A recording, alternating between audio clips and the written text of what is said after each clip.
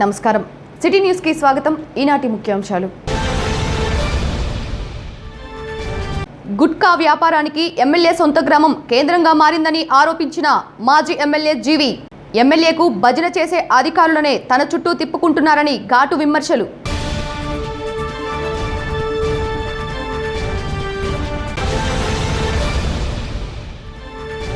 మనోధైర్యంతో కరోనాను జయించవచ్చునని తన అనుభవాలను సిటీ న్యూస్తో పంచుకున్న పట్టణ సిఐ చినమల్లయ్య.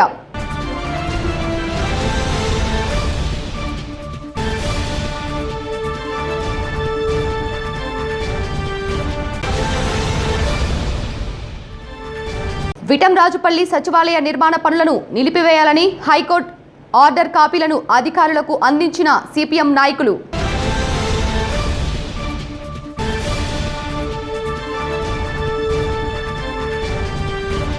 వినుకొండ నియోజకవర్గంలో గుట్కా హోల్సేల్ వ్యాపారానికి ఎమ్మెల్యే బొల్ల బ్రహ్మనాయుడు సొంత గ్రామమైన వేల్పూరు కేంద్రంగా మారిందని గుంటూరు జిల్లా తెలుగుదేశం పార్టీ అధ్యక్షులు మాజీ శాసనసభ్యులు జీవి ఆంజనేయులు అన్నారు. వినుకొండ పట్టణంలోని ఆయన స్వగృహంలో ఏర్పాటు చేసిన విలేకరుల సమావేశంలో ఎమ్మెల్యేకు భజన చేసే అధికారులే ఇక్కడ ఎక్కువ కాలం పనిచేస్తున్నారని అన్నారు. మున్సిపల్ కమిషనర్ కోట్ల రూపాయలు దోచుకుంటున్నారని ఆరోపించారు. ఎమ్మెల్యే పిఏ ఓ మహిళా వాలంటీర్పై బెదిరింపులకు పాల్పడి భయభ్రాంతులకు గురి చేశాడని పేర్కొన్నారు. బొల్లా ఇచ్చిన 100 ఎకరాల్లో 36 ఎకరాల కుంటా పోరంబోకు భూమిని ఏ విధంగా రిజిస్టర్ చేయించుకున్నారని ప్రశ్నించారు. పేద ప్రజలందరికీ ఇళ్ల స్థలాలు కావాలనే తెలుగుదేశం పార్టీ కోరుకుంటా ఉంది. మేము పోరాడుతుంది కూడా ఇళ్ల స్థలాలు ఇవ్వాలి పేదలకి, వినుకొండ పట్టణ పరిధిలో ఇవ్వమని చెప్పేసి మేము పోరాడుతున్నాం. అంతేగాని అంటే ఇళ్ల స్థలాలు ఇవ్వటానికి మా సహకారం ఉంటుంది, మా ప్రోత్సాహం ఉంటుంది, కానీ మీ దోపిడీకి మాత్రం ఇప్పుడు మేము అడ్డుగానే ఉంటాం. ఇప్పుడు స్థానిక శాసనసభ్యులు మాట్లాడుతున్నారు, అంటే మేము ఇళ్ల స్థలాలు ఇస్తూ ఉంటే ఆంజనేయులు గారు అడ్డుకుంటున్నారు, తెలుగుదేశం వాళ్ళు అడ్డుకుంటున్నారని మాట్లాడుతూ ఉన్నారు. ఇలాంటి మాటలు మాట్లాడటానికి సిగ్గుండాలి. ఇళ్ల స్థలాలు ఇమ్మని చెప్పి మేము కోరుతున్నాం, మేము డిమాండ్ చేస్తున్నాం. పట్టణ పరిధిలో ఇమ్మని చెప్పి మేము కోరుతున్నాం. మేము ఇప్పుడు నేను పెద్దలు సామని చెప్తారు, కోడలు కంటానంటే అత్త వద్దంటుందా?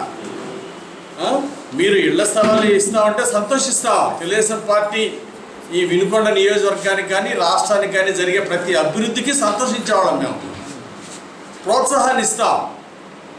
మరి అయితే 100 ఎకరాల్లో మీరు ప్రభుత్వానికి అంటగట్టి డబ్బులు తీసుకున్న దాంట్లో 18 కోట్లు తీసుకున్న దాంట్లో 36 ఎకరాలు కుంటపోరంబాకు ఉంది. ఆ కుంటపోరంబాకు ఎవరిది? ప్రభుత్వాన్ని కాదా? అది ఏ విధంగా రిజిస్ట్రేషన్ చేయించుకున్నట్టు మీరు దాన్ని మళ్ళీ ప్రభుత్వానికి ఏ విధంగా అమ్మారు? ఇవన్నీ లోతుగా దీని మీద కలెక్టర్ చర్యలు తీసుకోవాల్సిన అవసరం ఉంది. ఇప్పుడు కుంటపోరంబాకు అంటే ఎవరిదండి? ప్రభుత్వాన్ని కాదా? రికార్డులో క్లియర్గా ఉంది కుంటపోరంబాకు అని. మరి దానికి ఏ విధంగా డబ్బులు చెల్లించారు? మేము ఎత్తి చూపేది వాస్తవాల్ని మాట్లాడుతున్నాం. కుంటపోరంబాకుకి ప్రభుత్వ భూములు కూడా డబ్బులు తీసుకోవడం తప్పని చెప్పాం. అంటే అలాగే 7 కిలోమీటర్ల దూరంలో పేదలకి, పట్టణంలో వాళ్ళకి 7 కిలోమీటర్ల దూరంలో ఇవ్వటం అన్యాయం అని చెప్తున్నాం. గతంలో ఈ వినుకొండ మున్సిపాలిటీ పరిధిలో చుట్టుపక్కల ఉన్న గ్రామాలే ఒక 7-8 గ్రామాలని కలపడానికి, వినుకొండ మున్సిపాలిటీ కలపడానికి ప్రయత్నం చేస్తే ఇంతవరకు అవలా. ఆ మున్సిపాలిటీ గ్రామ పంచాయతీలు మున్సిపాలిటీ కలపడానికి తీర్మానాలు చేయలేదు, ఇంతవరకు కలిపింది లేదు. పక్కన విటంరాజుపల్లి కానీ ఇక ఆనుకొని ఉన్న పంచాయతీలు. ఇక ఈ మున్సిపాలిటీలో జాలపాలెం అవతల ఈ కొత్త కట్టేటువంటి ఈ పల్లెటూరు ఎప్పుడు కలుస్తుంది మున్సిపాలిటీలో? ఇది జరిగే పనేనా? పేదలకు 1 సెంట్ ఇవ్వటం ఏంటి? అంతకుముందు మేము మిద్దెబాయి దగ్గర వెల్లటూరు రోడ్లో బ్రహ్మాండమైనటువంటి ఎన్టీఆర్ అర్బన్ హౌసింగ్ కడతా ఉంటే దానికి ఆ రోజు ప్రతిపక్ష నాయకుడు ఆయన ఏం మాట్లాడాడు?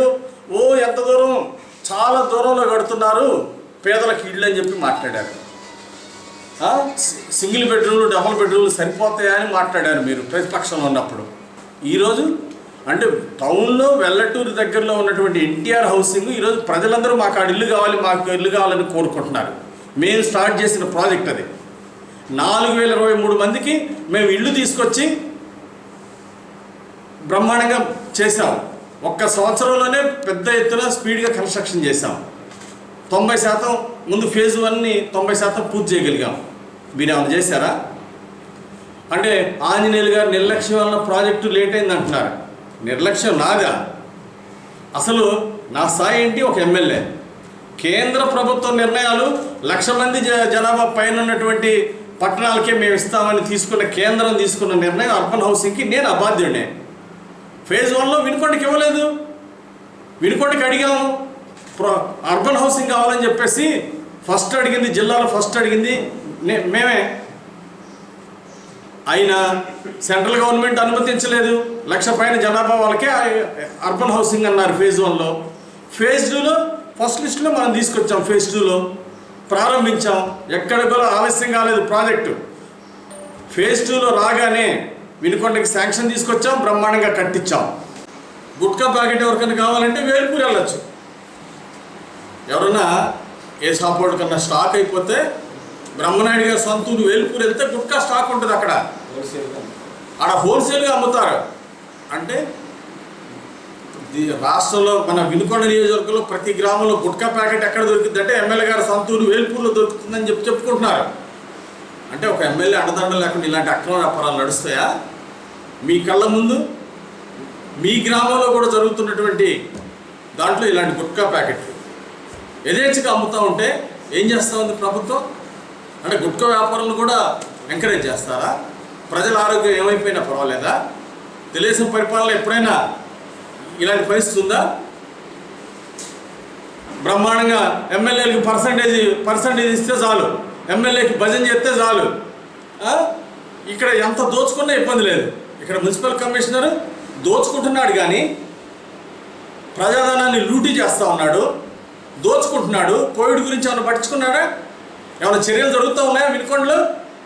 అంటే ఇలాంటి అధికారుల్ని, స్వార్థపరుల్ని, అంటే అవినీతి పరుల్ని, అధికారుల్ని, భజన చేసే అధికారులు మీకు కావాలా? ప్రజలకు పనిచేసేవాళ్ళు కాదు. మీకు లంచాలు లెక్కబెట్టి మీ పర్సంటేజ్ లెక్క చెప్పి ఇచ్చేవాళ్ళు ఉంటే చాలు మీకు. అని మరి వినుకొండ ప్రజల పరిస్థితి ఏంటి? వినుకొండలో కోవిడ్ బారిన ఎంతమంది బాధపడుతూ ఉన్నారు ఈరోజు? మున్సిపల్ కమిషనర్ని పట్టించుకున్నాడా? మరి అధికారులు బాధ్యతారహితంగా వ్యవహరిస్తూ ఉంటే ఓ పక్క ప్రభుత్వ నిధులు దోచుకుంటా ఉన్నాడు, ఇంకో పక్క కోవిడ్కి కానీ ఇంకోటి కానీ సరైన చర్యలు చేయలేదు మున్సిపల్ కమిషనరు. మరి ఇలాంటి అధికారిని ఎందుకు వెనకేసుకొస్తున్నాడు? స్వార్థ ప్రయోజనాలు తప్ప ఇంకేమైనా ఉన్నాయా? అంటే ఎమ్మెల్యే స్వార్థ ప్రయోజనాలు చూసుకోవటమే కానీ ప్రజా ప్రయోజనాలు అవసరం లేదా ఈ ఎమ్మెల్యేకి? కాబట్టి ఈరోజు కోవిడ్ బాధితులు ఆదుకోవాల్సిన అవసరం చాలా ఉందని ఈ సందర్భంగా నేను తెలియజేస్తూ ఉన్నా. ఎమ్మెల్యే పిఏలు బెదిరింపుల ఒక మహిళ వాలంటీర్ కర్రా దివ్య అనేటువంటి ఎస్సీ మహిళ మీద ఎమ్మెల్యే పిఏ ఫోన్ చేసి బెదిరింపులా? అంటే ఎమ్మెల్యే పిఏకి ఏం పని అండి? అంటే బెదిరింపులు, దౌర్జన్యాలు చేయడం, డబ్బులు వసూలు చేసుకోవటమా ఎమ్మెల్యే పిఏల ఉద్యోగం? అంటే బెదిరించి, అంటే ఇల్లున్న వాళ్ళకి మళ్ళీ ఇల్లు రాయమని చెప్పేసి ఒత్తిడి చేస్తారా? అంటే ఎమ్మెల్యేల పిఏలు అక్రమాలు చేయమని చెప్పేసి, అంటే నేను నిజాయితీగా ఉంటానన్న వాలంటీర్ని బెదిరిస్తారా? లేదు నువ్వు అక్రమాలు చేయాల్సిందే, మా వాళ్ళు చెప్పినట్టు చేయాల్సిందే అని చెప్పేసి హుకుం జారీ చేస్తారా? ఎమ్మెల్యే పిఏ బాధితులు ఇవేనా? దళిత మహిళలను బెదిరించటాలు, వాలంటీర్లు బెదిరించటాలు, అక్రమాలను ప్రోత్సహించటాలు ఇవా? అంటే ఇల్లు లేని పేదలు ఎంతమంది లేరు? ఇల్లు లేని పేదలకు ఇవ్వాలా? ఇల్లు ఉన్న వాళ్ళకి మళ్ళీ ఇస్తారా మీరు? అంటే ఒక వాలంటీర్ నిజాయితీగా పనిచేస్తుంటే దాన్ని అభినందించాల్సింది పోయి బెదిరింపులు చేస్తారా?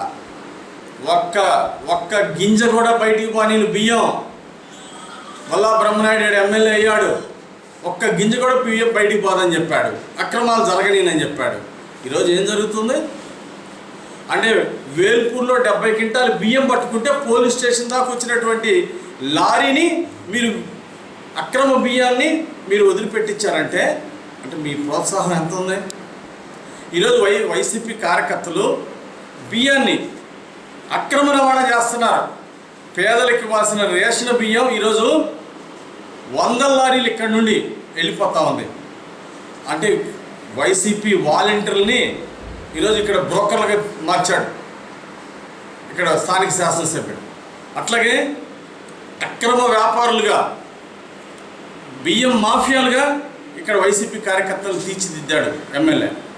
అంటే ఈరోజు గతం రేషన్ షాప్కి వెళ్తే మేము బియ్యం ఇయ్యాం, మీకు కావాలంటే కేజీకి 8 రూపాయలు డబ్బులు ఇస్తామని చెప్పేసి బాహాటంగా ఈరోజు డీలర్లు మాట్లాడుతున్నారంటే ఏ పరిస్థితికి వెళ్ళింది ఒకసారి ఆలోచించుకోవాల్సిన అవసరం ఉంది. యథేచ్ఛగా ఈరోజు డీలర్లు మేము రేషన్ బియ్యం ఇయ్యము, మీకు కావాలంటే డబ్బులు తీసుకోండి, ఇదిగో ఏదో కేజీకి 6 రూపాయలు 7 రూపాయలు ఇస్తామని చెప్పేసి ఈరోజు లబ్ధిదారులను ఇబ్బంది పెడుతున్నారంటే పరిస్థితి ఏంటి? కోవిడ్ టైంలో వేలుముద్రలు వేసి తీసుకోమంటున్నాడు. అంటే ఈ వేలుముద్రల వల్ల ఎంతమంది కోవిడ్ వచ్చినా ఇబ్బంది లేదు.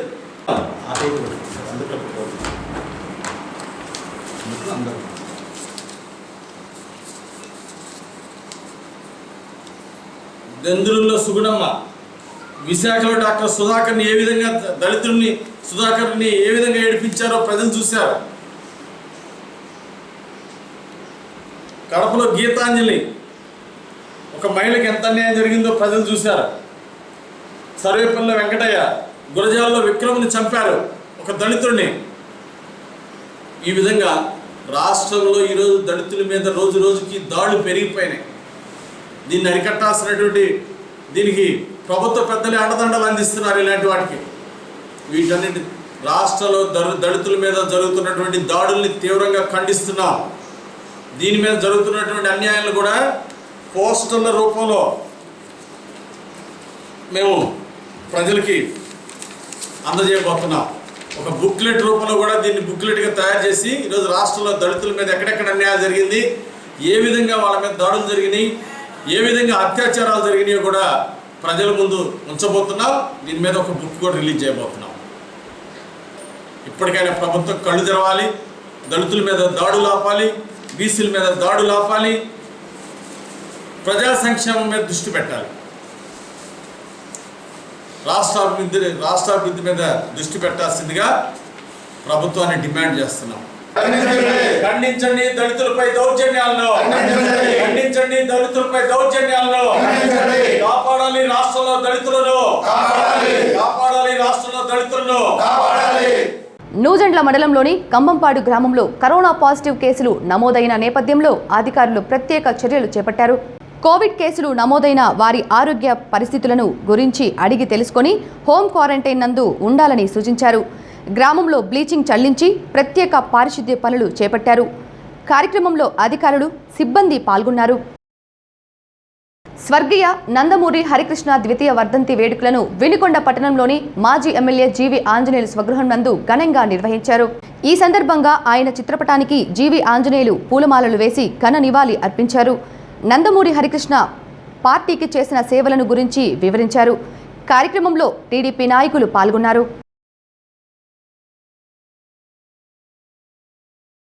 ప్రకాశం జిల్లా అద్దంకి నందు మండల స్థాయిలో వ్యవసాయ యాంత్రీకరణ, కస్టమ్ హైరింగ్ సెంటర్లపై అవగాహన సదస్సు నిర్వహించారు.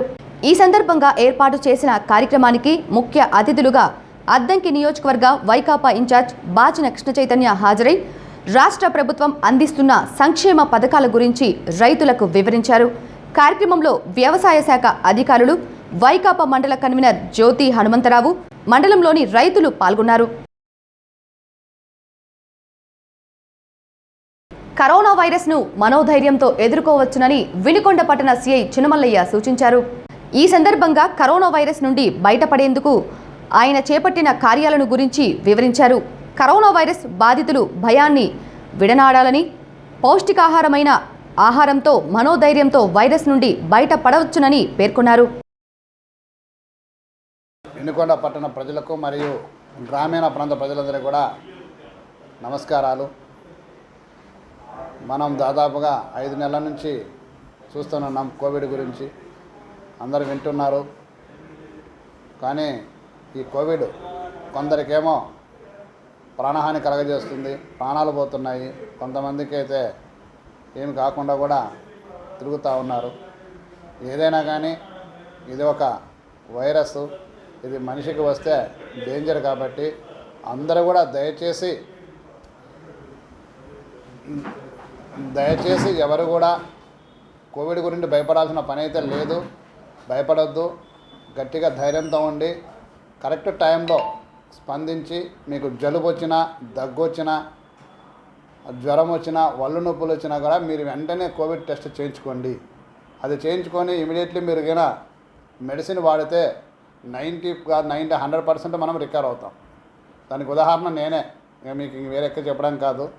నేను కూడా జాగ్రత్తగా ఉండి హౌస్ క్వారంటైన్లో ఉన్నాను. అక్కడ ఉండి మెడిసిన్ వాడాను, కోర్స్ తీసుకున్నా. దానివల్ల నేను సేవ బాగానే వచ్చాను. అయితే మీకు ఇంకా కూడా విషయం తెలియకపోవచ్చు, నాకు కోమార్పిడి దాంట్లో నేను పేషెంట్ని యాక్చువల్గా. దానివల్ల నేను చాలా భయపడినా కూడా అయినా అటువంటిది నాకేం చేయలేదంటే మిగతా వాళ్ళకు కూడా ఏం కాదన్నదే. కాకపోతే మీరు సకాలంలోకైనా ట్రీట్మెంట్ తీసుకోకపోతే అది లంగ్స్లోకి వైరస్ ప్రవేశిస్తే లంగ్స్ అంతా డ్యామేజ్ చేసి ఊపిరాడక వెంటిలేటర్ వైపు వెళ్ళటము, తర్వాత ప్రాణాలు కోల్పోవడం జరుగుతుంది. అది లేకుండా ఉండాలని అనుకుంటే మనం ముఖ్య జాగ్రత్తలన్నీ పాటించాల్సిందే. ఆవిరి పట్టడము, మాస్క్ పెట్టుకోవడము, దూరంగా ఉండటము, శానిటైజ్ చేసుకోవటము, ఇవి ఎక్కువగా పాటించి చేతులు సబ్బునీళ్ళతో కడుక్కొని ఉంటే దాదాపుగా కోవిడ్ నుంచి మనము బయటపడవచ్చు. కాబట్టి మీరందరూ కూడా ఎవరు కోవిడ్ గురించి భయపడొద్దు, ధైర్యంగా ఉండండి. అందరూ కూడా ఈ నియమాలు పాటించి మనం తప్పనిసరిగా చేసుకోవాల్సిన బాధ్యత అందరిపైన ఉంది. అలాగంటే మనం రక్షింపబడతాం, ఎదుటివారు రక్షింపబడతారు, కోవిడ్ని తరిమిపారేస్తాం. కాబట్టి మీరందరూ జాగ్రత్తగా ఈ యొక్క ప్రికాషన్స్ తీసుకోండి. ఎక్కువగా ఏంటంటే హోటల్స్కి వెళ్ళటము, టీ స్టాల్స్ దగ్గర తాగటము, ఆ రోడ్లపైన ఉన్న జ్యూసులు తాగటము, ఈ బజ్జీలు, పునుగులు ఇలాంటివి వేస్తున్నారు. అవన్నీ తినకుండా అంటే మీరు జాగ్రత్త వహించాలి. ఎందుకంటే ఒకరి నుండి ఒకరికి స్ప్రెడ్ అవుతూ ఉంటుంది. అవి సరిగా ఉండవు. కాబట్టి మీరందరూ వీలున్నంత వరకు ఇంట్లోనే ఆహార పదార్థాలు తయారు చేసుకొని ఇంట్లోనే తినాల్సిందిగా మీ అందరికీ విజ్ఞప్తి. మీరందరూ కూడా ఎవరికి మనకు, ఎందుకంటే దాదాపుగా మీరు చూడండి గ్రాఫ్ చూసినా కూడా మనకు కోవిడ్ గురించి మన టౌన్కు చాలా వరకు తక్కువగానే ఉంది. కొంతమంది ఏదో చెప్తా ఉన్నారు వాళ్ళు అనవసరంగా. మన టౌన్లో ఏదో ఎవరు పట్టించుకోవటం లేదు, ఎన్నని కాదు. ఎందుకంటే ఎమ్మెల్యే గారు మొదటి నుంచి మనకు స్పందించి ఆయన మొదట్లోనే క్వారంటైన్ ఇక్కడ పెట్టించి ఒక హాస్పిటల్స్లో మంచి సదుపాయాలు కలగజేసి అందరికీ భోజనాలు ఏర్పాటు చేసి అప్పుడు మొదట్లో చర్యలు తీసుకోవడం వల్ల మనకు తగ్గి ఉన్నాయి. తర్వాత లాక్డౌన్ సడలింపు వల్ల కొంతవరకు వచ్చినా కూడా ఆ తర్వాత కూడా మనం అన్ని ప్రికాషన్స్ తీసుకుంటున్నాము. అన్ని విధాల పేషెంట్స్కి ఇమీడియట్లీ షిఫ్ట్ చేయటము, టెస్టులు చేయటము, ఇవన్నీ ఈ ర్యాపిడ్ టెస్ట్ కూడా ఎమ్మెల్యే గారు చొరవ తీసుకొని ఇక్కడ మనకు జరిగేటట్టు చేశారు. ఇంతకుముందు నర్సరావుపేట లేదా గుంటూరు మనకు వెళ్ళవలసిన పరిస్థితి ఉండే, అలాంటివి కూడా లేకుండా మనం అన్నీ కూడా మన టౌన్లోనే చేసుకుంటున్నాము. కాబట్టి మీరు అందరూ కూడా ఏది ఉన్నా కానీ ఇమీడియట్లీ గవర్నమెంట్ హాస్పిటల్కి వెళ్ళండి, మీరు టెస్ట్ చేయించుకోండి. మీరేం మీ ఆరోగ్యాన్ని కాపాడుకొని కోవిడ్ బారిన పడకుండా చూసుకోవాల్సిందిగా మీ అందరికీ విజ్ఞప్తి చేస్తున్నాను. వినుకొండ పట్టణం 20వ వార్డు కోటనాల్సా బజార్లోని అంగన్వాడీ కేంద్రం నందు బడిబాట కార్యక్రమం నిర్వహించారు. అంగన్వాడీ కార్యకర్త షేక్ మున్ని ఆధ్వర్యంలో వార్డులోని పురవీధులలో ర్యాలీ చేపట్టారు.